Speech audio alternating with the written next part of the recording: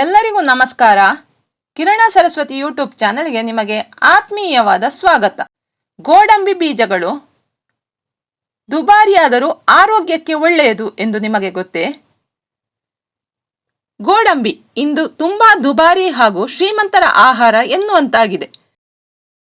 ಇದರ ಸೇವನೆಯಿಂದ ಹಲವಾರು ರೀತಿಯ ಆರೋಗ್ಯ ಪ್ರಯೋಜನಗಳಿವೆ. ಗೋಡಂಬಿ ತುಂಬಾ ರುಚಿಕರ ಹಾಗೂ ಹಲವಾರು ಪೋಷಕಾಂಶಗಳನ್ನು ಹೊಂದಿರುವಂತಹ ಬೀಜ. ಇದನ್ನು ನಮ್ಮ ಆಹಾರ ಕ್ರಮದಲ್ಲಿ ಸೇರಿಸಿಕೊಂಡರೆ ಆಗ ಖಂಡಿತವಾಗಿಯೂ ಅದು ಆರೋಗ್ಯಕ್ಕೆ ತುಂಬಾ ಒಳ್ಳೆಯದು. ಗೋಡಂಬಿಯನ್ನು ಮಿತ ಪ್ರಮಾಣದಲ್ಲಿ ನಿಯಮಿತವಾಗಿ ತಿಂದರೆ ಅದರಲ್ಲಿ ಇರುವಂತಹ ಪೋಷಕಾಂಶಗಳು ದೇಹಕ್ಕೆ ತುಂಬಾ ನೆರವಾಗುವುದು. ಗೋಡಂಬಿಯನ್ನು ಹಲವಾರು ಖಾದ್ಯ, ಸಿಹಿ ತಿಂಡಿ ಇತ್ಯಾದಿಗಳಲ್ಲಿ ಬಳಕೆ ಮಾಡಲಾಗುತ್ತದೆ. ಇದರಲ್ಲಿ ಖನಿಜಾಂಶಗಳು ಅಧಿಕವಾಗಿದೆ ಎಂದು ಹೇಳಲಾಗುತ್ತದೆ. ಗೋಡಂಬಿಯನ್ನು ಸಂಸ್ಕರಿಸಿದ ಬಳಿಕ ಅದನ್ನು 1 ವರ್ಷಗಳವರೆಗೂ ಶೇಖರಿಸಿಟ್ಟುಕೊಳ್ಳಬಹುದಾಗಿದೆ. ಗೋಡಂಬಿ ಬೀಜ ಹಾಗೂ ಹಣ್ಣು ಎರಡರಲ್ಲಿಯೂ ಆರೋಗ್ಯ ಪ್ರಯೋಜನಗಳಿವೆ. ಇನ್ನು ಗೋಡಂಬಿಯ ಪ್ರಯೋಜನಗಳನ್ನು ನೋಡುವುದಾದರೆ, ಗೋಡಂಬಿಯನ್ನು ಹುರಿದು ಖಾದ್ಯಗಳಿಗೆ ಬಳಕೆ ಮಾಡಲಾಗುತ್ತದೆ. ಗೋಡಂಬಿ ಹಾಕಿದ ಖಾದ್ಯದ ರುಚಿಯು ಅದ್ಭುತವಾಗಿರುತ್ತದೆ. ಹಬ್ಬಗಳ ಸಂದರ್ಭದಲ್ಲಿ ಹೆಚ್ಚಾಗಿ ಗೋಡಂಬಿಯನ್ನು ಬಳಕೆ ಮಾಡಲಾಗುತ್ತದೆ. ಇದರಿಂದ ಬರ್ಫಿ ಕೂಡ ತಯಾರಿಸುತ್ತಾರೆ. ಗೋಡಂಬಿ ಬೀಜದಂತೆ ಅದರ ಹಣ್ಣು ಕೂಡ ರುಚಿಕರ ಹಾಗೂ ಅದರಲ್ಲೂ ಹಲವಾರು ರೀತಿಯ ಪೋಷಕಾಂಶಗಳಿವೆ.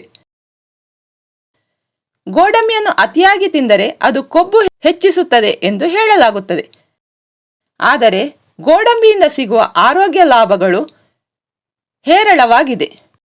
ಇನ್ನು ಮೊದಲಿಗೆ ಹೃದಯದ ಆರೋಗ್ಯಕ್ಕೆ ಗೋಡಂಬಿ ಬಹಳ ಒಳ್ಳೆಯದು. ಗೋಡಂಬಿ ಸೇವನೆ ಮಾಡಿದರೆ ಅದರಿಂದ ಹೃದಯದ ಕೆಲವು ಸಮಸ್ಯೆಗಳು ಸೇರಿದಂತೆ ವಿವಿಧ ರೀತಿಯ ಕಾಯಿಲೆಗಳನ್ನು ದೂರವಿಡುತ್ತದೆ ಎಂದು ವೈದ್ಯ ಲೋಕ ಹೇಳುತ್ತದೆ. ಇದರಲ್ಲಿ ಕೊಲೆಸ್ಟ್ರಾಲ್ ಅನ್ನು ಕಡಿಮೆ ಮಾಡುವಂತಹ ಗುಣವಿದ್ದು ಆರೋಗ್ಯಕಾರಿ ಆಹಾರ ಕ್ರಮಕ್ಕೆ ಪರಿಣಾಮಕಾರಿಯಾಗಿದೆ. ಗೋಡಂಬಿಯು ಉತ್ತಮ ಕೊಲೆಸ್ಟ್ರಾಲ್ ಅನ್ನು ಹೆಚ್ಚಿಸುವುದು ಮತ್ತು ಕೆಟ್ಟ ಕೊಲೆಸ್ಟ್ರಾಲ್ ಅನ್ನು ಕಡಿಮೆ ಮಾಡುವುದು. ಇನ್ನು ಅಧ್ಯಯನಗಳ ಪ್ರಕಾರ ದಿನಕ್ಕೆ ಒಂದು ಸ್ವಲ್ಪ ಗೋಡಂಬಿ ತಿಂದರೆ ಅದರಿಂದ ಹೃದಯದ ಕಾಯಿಲೆಯ ಅಪಾಯ ತಗ್ಗಿಸಬಹುದು. ವಾರದಲ್ಲಿ ಕೆಲವು ದಿನಗಳ ಕಾಲ ಉಪ್ಪು ಮತ್ತು ಎಣ್ಣೆ ಹಾಕದೇ ಇರುವಂತಹ ಗೋಡಂಬಿಯನ್ನು ಸೇವಿಸಬೇಕು. ಆದರೆ ಅತಿಯಾಗಿ ಇದನ್ನು ತಿಂದರೆ ಅದರಿಂದ ಕ್ಯಾಲೋರಿ ಹೆಚ್ಚಾಗಬಹುದು. ಗೋಡಂಬಿ ತಿಂದರೆ ಅದರಿಂದ ಹೃದಯದ ಕಾಯಿಲೆ ಸಮಸ್ಯೆಯಿಂದ ಸಾಯುವಂತಹ ಪ್ರಮಾಣವು ಕಡಿಮೆ ಆಗಿದೆ ಎಂದು ವೈದ್ಯ ಲೋಕ ತಿಳಿಸುತ್ತದೆ. ರಕ್ತದ ಕಾಯಿಲೆ ಗುಣಪಡಿಸುತ್ತದೆ. ಗೋಡಂಬಿಯನ್ನು ಮಿತ ಪ್ರಮಾಣದಲ್ಲಿ ನಿಯಮಿತವಾಗಿ ಸೇವನೆ ಮಾಡುತ್ತಲಿದ್ದರೆ ಅದರಿಂದ ರಕ್ತದ ಕಾಯಿಲೆಗಳನ್ನು ತಡೆಯಬಹುದು. ಗೋಡಂಬಿಯಲ್ಲಿ ತಾಮ್ರವು ಉನ್ನತ ಪ್ರಮಾಣದಲ್ಲಿದೆ. ಕಣ್ಣುಗಳನ್ನು ರಕ್ಷಿಸುವುದು. ನಗರ ಪ್ರದೇಶದಲ್ಲಿ ಇಂದು ಕಲುಷಿತ ವಾತಾವರಣದಿಂದಾಗಿ ಕಣ್ಣುಗಳು ಅತಿಯಾಗಿ ತೊಂದರೆಗೊಳಗಾಗುತ್ತವೆ.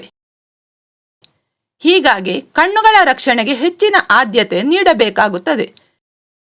ಗೋಡಂಬಿಯಲ್ಲಿ ಪ್ರಬಲವಾದ ಆಂಟಿ ಆಕ್ಸಿಡೆಂಟ್ ವರ್ಣದ್ರವ್ಯಗಳು ಇವೆ.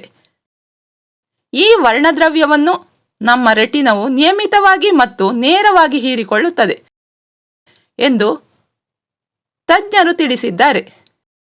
ಇದು ಒಂದು ಪದರವಾಗಿ ನಿರ್ಮಾಣಗೊಂಡು ಹಾನಿಕಾರ ಯುವಿ ಕಿರಣಗಳಿಂದ ರಕ್ಷಣೆ ನೀಡುವುದು ಎಂದು ತಿಳಿಸಿದ್ದಾರೆ. ವಯಸ್ಸಾದವರಲ್ಲಿ ಕಂಡುಬರುವಂತಹ ಅಕ್ಷಿಪಟಲದ ಅವನತಿ ಸಮಸ್ಯೆ ತಡೆಯುವುದು ಮತ್ತು ಕಣ್ಣಿನ ಆರೋಗ್ಯವನ್ನು ಇದು ಕಾಪಾಡುವುದು. ತೂಕ ಇಳಿಸಲು ಮಿತ ಹಾಗೂ ನಿಯಮಿತವಾಗಿ ಗೋಡಂಬಿ ಸೇವಿಸಿದರೆ ಅದರಿಂದ ತೂಕ ಇಳಿಸಲು ತುಂಬಾ ಸಹಕಾರಿಯಾಗಿರುವುದು. ಗೋಡಂಬಿ ಸೇವನೆ ಮಾಡಿದರೆ ಅದರಿಂದ ತೂಕ ಹೆಚ್ಚಳವಾಗುತ್ತದೆ ಎನ್ನುವುದು ತಪ್ಪು. ಇದನ್ನು ಆಹಾರ ಕ್ರಮದಲ್ಲಿ ಸೇರಿಸಿಕೊಂಡರೆ ಆಗ ದೇಹದ ತೂಕದಲ್ಲಿ ಸ್ವಲ್ಪ ಅಥವಾ ಯಾವುದೇ ತೂಕ ಹೆಚ್ಚಳವಾಗದು ಎಂದು ತಜ್ಞರ ಅಭಿಪ್ರಾಯ. ಇದು ಚಯಾಪಚಯ ಕ್ರಿಯೆಗೆ ವೇಗ ನೀಡುವುದು ಮತ್ತು ಅತಿಯಾದ ಕೊಬ್ಬನ್ನು ಕರಗಿಸುವುದು. ತೂಕ ಕಡಿಮೆ ಮಾಡಬೇಕೆಂದು ಬಯಸುತ್ತಿರುವವರು ಕರಿದ ತಿಂಡಿಗಳ ಬದಲಿಗೆ ಸ್ವಲ್ಪ ಗೋಡಂಬಿ ಸೇವಿಸಿದರೆ ಅದು ತುಂಬಾ ಒಳ್ಳೆಯದು. ಇದರಿಂದ ದೀರ್ಘಕಾಲ ಹೊಟ್ಟೆ ತುಂಬಿದಂತೆಯೂ ಇರುತ್ತದೆ. ಆದರೆ ತೂಕ ಇಳಿಸಬೇಕು ಎಂದು ಬಯಸುವವರು ಉಪ್ಪು ಮತ್ತು ಕರಿಯದೇ ಇರುವಂತಹ ಗೋಡಂಬಿಯನ್ನು ತಿನ್ನಬೇಕು. ಅಧ್ಯಯನಗಳು ಹೇಳುವ ಪ್ರಕಾರ ಗೋಡಂಬಿಯಲ್ಲಿ ಉನ್ನತ ಮಟ್ಟದಲ್ಲಿ ನಾರಿನಾಂಶವಿದೆ. ನಾರಿನಾಂಶವು ಆಹಾರದಲ್ಲಿ ಉತ್ತಮವಾಗಿ ಜೀರ್ಣಿಸಲು ನೆರವಾಗುತ್ತದೆ. ಅತಿಯಾಗಿ ತಿಂದರೆ ಅದರಿಂದ ಹೊಟ್ಟೆಯ ಉಬ್ಬರ ಕಾಣಿಸಿಕೊಳ್ಳಬಹುದು.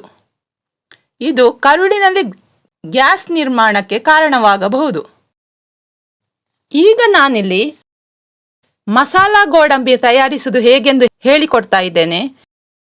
ಇದಕ್ಕೆ ಮೊದಲಿಗೆ ನಾವು ಒಂದು ಪಾತ್ರೆಯಲ್ಲಿ ಸ್ವಲ್ಪ ಉಪ್ಪು, ಮೆಣಸಿನ ಹುಡಿ, ಇಂಗು, ಹುಡಿ ಇಂಗಾದರೆ ಒಳ್ಳೆಯದು, ಕಾಳುಮೆಣಸಿನ ಹುಡಿ, ಕಡಲೆ ಹುಡಿ ಇಷ್ಟನ್ನು ಹಾಕಿ ಚೆನ್ನಾಗಿ ಮಿಕ್ಸ್ ಮಾಡಿಕೊಳ್ಬೇಕು.